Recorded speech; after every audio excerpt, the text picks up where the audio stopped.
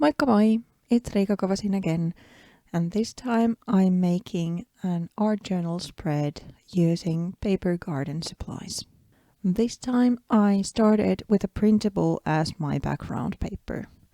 Usually I want to mount the printables on top of something sturdier, but as I was going to mount the pieces to my journal anyway, this time I didn't add a cardboard kind of underneath everything, but I'm working on top of just printed sheet.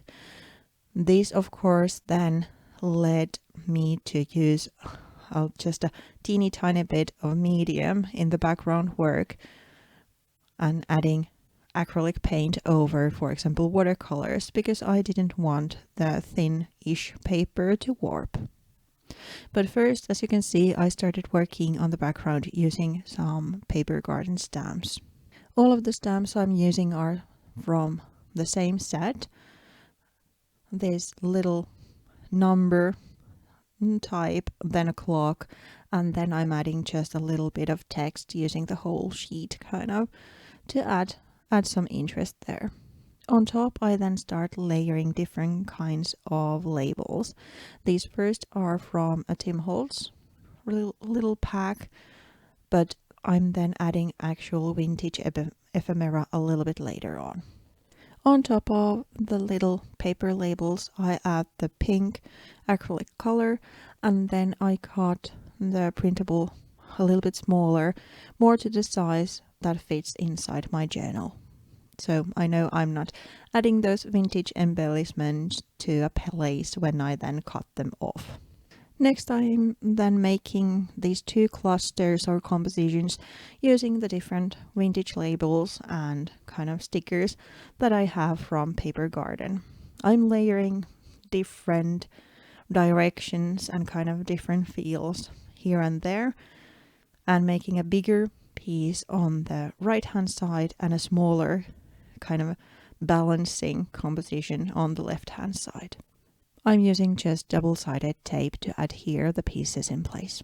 When I'm then happy with the layers I have, I cut the piece in half and mount it to my art journal.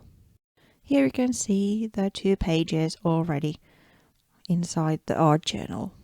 I like to work with a single sheet and then cut it in half so the kind of flow from a page to the other goes with ease. As you can see, I'm now building little backgrounds for my focal points, this huge beautiful butterfly that I'm using, and a little vintage lady on the other side.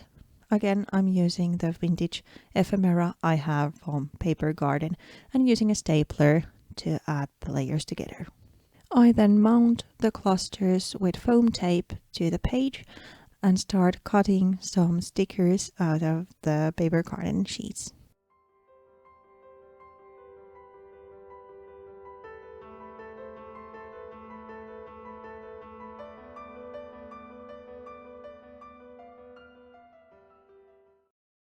I wanted this spread to be, or kind of have, a spring-like feel, so I used daffodils as the go-to flowers in both of the pages.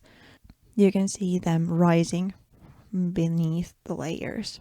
But the right hand side needed a little bit something more, so I added a couple of button stickers to that as well, adding a little bit of contrast to the otherwise quite pale background.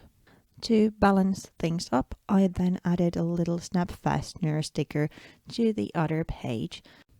I then add a little bit of blue in the mix, so I'm using it kind of a watercolor. I'm pressing the ink pad to a piece of plastic and then use a wet brush to move it around. This is one of my favorite techniques, so easy, and to have a little bit of color here and there, kind of like a shadow. And then I also add some splashes to kind of break that transition between the colored and uncolored areas. After that, I then add some more splashes, this time using a white acrylic paint. And after actually stopping filming, I then added the journaling using some sentiment stickers. You can see those stickers in place in the shot following, where you can see the ready spread. Thank you so much for watching. I hope you liked the video and maybe even got some good tips. If you liked the video, please hit that bell sign to be notified and consider subscribing my channel. Thanks again for watching. If you have any questions, please leave them in the comment box. Thank you. Bye.